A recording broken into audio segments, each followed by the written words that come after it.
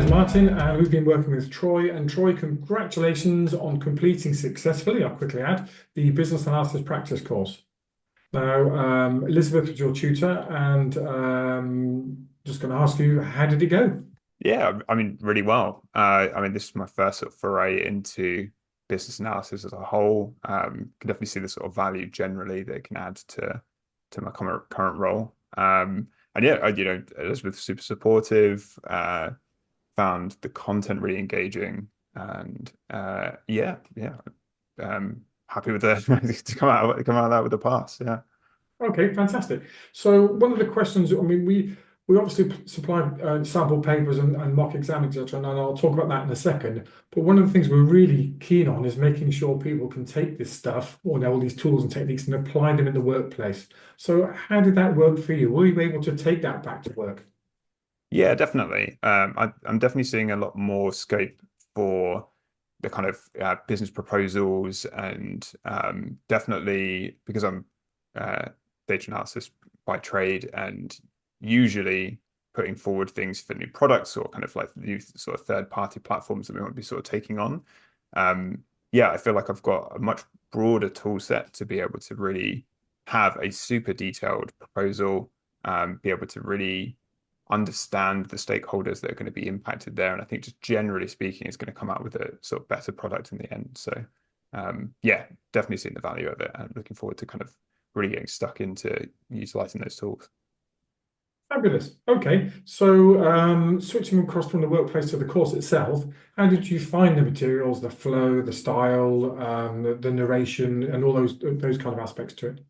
Yeah, I think it was really certainly the flow of the curriculum. I found it definitely made sense. It really sort of built out the full picture, kind of from start to finish. I'm personally a huge fan of practice papers. I find sometimes it's a lot harder to kind of revise in the traditional sense of, you know, creating flashcards and things like that. So actually having practice papers I can go back to was really good for kind of context building, so that when I was then coming to the exam and obviously under that little bit of added pressure of, this is the real thing.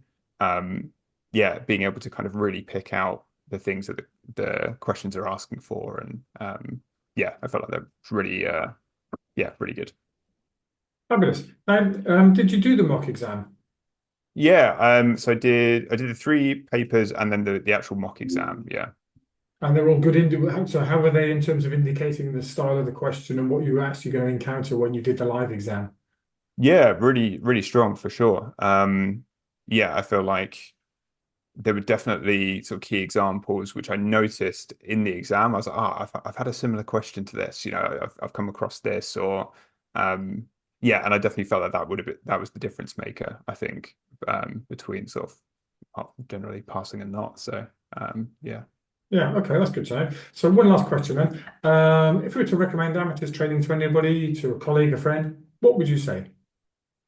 I would say for anyone that's trying to get like a broader perspective of like inner business workings and is looking to kind of enrich their skills in generally putting forward proposals, building business cases, and yeah, just trying to upskill in general. I think this is a kind of crucial um, like tool set building for that.